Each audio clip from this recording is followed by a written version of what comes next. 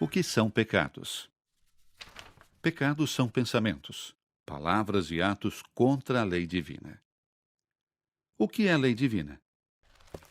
Não é um livro extremamente grosso com uma lista gigantesca de disposições legais, mas sim, como diz Jesus, a lei consiste no amor a Deus e amor ao próximo.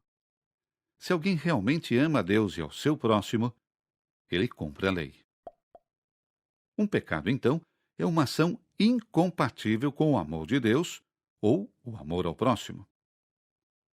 Bem, há pecados que são completamente contra o amor de Deus e ao próximo, e assim o destrói. E há os pecados que só ferem esse amor. Dessa forma, podemos diferenciar entre pecados graves e pecados menores ou veniais. Pecados graves são simplesmente contrários ao amor de Deus e do próximo. Eles atacam completamente esse amor. Idolatria, não guardar os domingos, adultério, assassinato ou roubo são apenas alguns exemplos deles. Quem faz essas coisas conscientemente e de livre arbítrio comete o que é chamado de pecado sério ou grave. Pecados graves destroem o vínculo de amor que nos une a Deus. Perdemos a graça santificante pela qual nós compartilhamos na vida divina. E assim, a perda da graça também significa a perda da nossa vida sobrenatural. E é por isso que os pecados graves são também chamados pecados mortais. Os pecados veniais, como todos os pecados, mostram uma certa falta em colocar as coisas na ordem certa. Eles podem ser um exagero ou desleixo em matérias que não são tão graves.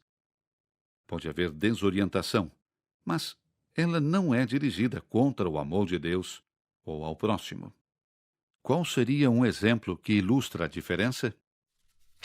Bem, mentir é claramente sempre um pecado.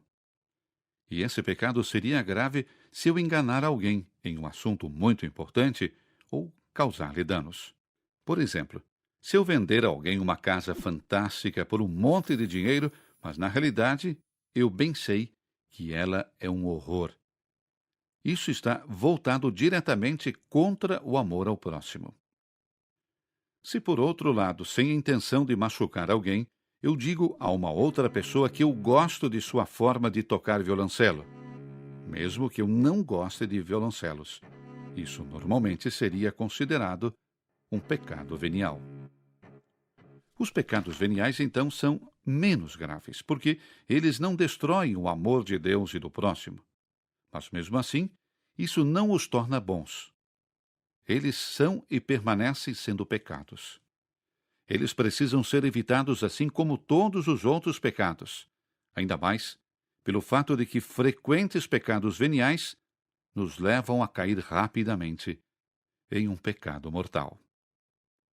Se, por exemplo, eu sou frequentemente criativo com a verdade em questões menores, então eu vou formar um hábito e eu rapidamente vou me encontrar em uma situação em que eu comece a mentir em assuntos mais importantes. Então, aí está. Pecados graves e veniais. Para concluir esse episódio, podemos tentar ilustrar os efeitos que esses diferentes pecados têm sobre nós. Esta vela acesa representa a luz da graça iluminando a nossa alma. Ela nos permite ver o caminho para Deus, para que possamos alcançar o nosso objetivo com segurança. Assim é que realmente deve parecer em todos nós o tempo todo. Através de pecados veniais, a chama começa a tremer.